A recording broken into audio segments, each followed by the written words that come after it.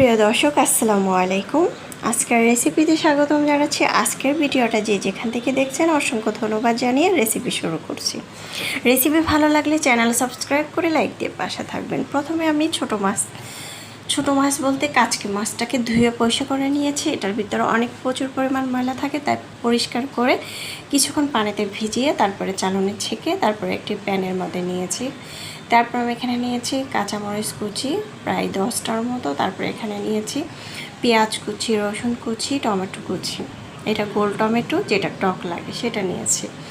আর এখানে কিছু গুঁড়া মশলা দিয়ে দিচ্ছি, 1/2 চামচ হলুদের গুঁড়া, মরিচের গুঁড়া 1 টেবিল চামচ, ধনিয়া জিরার গুঁড়া 1/2 চামচ করে নিয়েছি, পরিমাণ মতো লবণ দিয়ে দিব। দেখতে পাচ্ছেন এখানে দিয়ে দিব রসুন বাটা 1/2 চামচের মতো দিয়ে দিচ্ছি। আদা বাটাটা না দিলেও চলবে, রসুন বাটাটা দেওয়ার চেষ্টা করবেন, তাহলে মাছের মধ্যে যে একটা ফ্লেভার সেটা আর আসবে না। আজকে যেভাবে তৈরি করছি মাখিয়ে এভাবে চাইলে ঝটপট তৈরি করতে পারেন, খেতে কিন্তু দারুণ মজা হয়েছিল।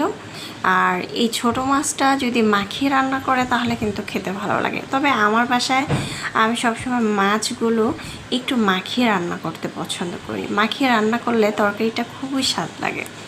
যাই হোক, এখানে তেল দিয়ে দিলাম, আপনারা চাইলে সরিষার তেলটা অ্যাড করতে পারেন। আমি রেগুলার রান্নার তেল দিলাম। এখন আমি হাতের সাহায্যে খুব ভালো করে মেখে নেব। যারা নতুন রাঁধুনি তারা চাইলে কিন্তু এই রেসিপিটা ট্রাই করতে পারেন। যারা নতুন নতুন রান্না শিখছেন তাদেরকে বলছি। যাই হোক, আলহামদুলিল্লাহ প্রথম অবস্থায় রান্না করলে খেতে দারুণ লাগে। এখন খুব ভালো করে মেখে নিচ্ছি, দেখতে পাচ্ছেন। ভালো করে মশলাগুলো মাছের ভিতরে, টমেটো, পেঁয়াজ এগুলো ভালো করে মুছিয়ে মেখে নিতে হবে। এই তো আমার কিন্তু মাখা হয়ে গিয়েছে। এই পর্যায়ে আমি এখানে দিয়ে দেবো পানি।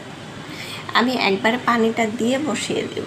আমি এখানে 1 কাপ থেকে 1.5 কাপ পানি দেবো, যেহেতু মাছ তরকারি অল্প মাছ থাকলে কিন্তু এভাবে চাইলে তৈরি করে নিতে পারেন। আর এখানে আরেকটা টিপস বলে দিচ্ছি, এখন তো কাঁচা আমের সিজন, চাইলে কিন্তু কাঁচা আম অ্যাড করতে পারেন, খেতে কিন্তু দারুণ লাগবে।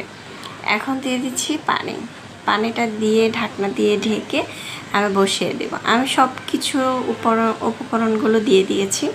এখন ঢাকনা দিয়ে ঢেকে চুলার আঁচ বাড়িয়ে দিয়ে এটা বসিয়ে দেব। যেহেতু ছোট মাছ হইতে বেশি সময় লাগে না, বসিয়ে দিলে কিন্তু হয়ে যাবে 5 মিনিটের মধ্যে। যাই হোক, এই তো আমি এখন ঢাকনা দিয়ে ঢেকে চুলার আঁচ বাড়িয়ে দিয়ে বসিয়ে দিয়েছি চুলায়। যখন একদম মাখা হবে, বলক চলে আসবে, তখন দিয়ে দিব ধনেপাতা দিয়ে চাইলে ভাজা জিরার করে অ্যাড করতে পারেন, না চাইলে স্কিপ করতে পারেন, ধনেপাতা দিলেই চলবে। আর আমি কিন্তু এখানে একটা তেজপাতা দিয়েছিলাম। এখন চুলার আঁচটা বন্ধ করে দিয়ে আমি কিন্তু একটি বাটিতে পরিবেশন করে নিয়েছি। মাশাআল্লাহ, দেখতে যেমন সুন্দর হয়েছে, খেতেও কিন্তু দারুণ মজা হয়েছিল। চাইলে ঝটপট এই রেসিপিটা ট্রাই করতে পারেন।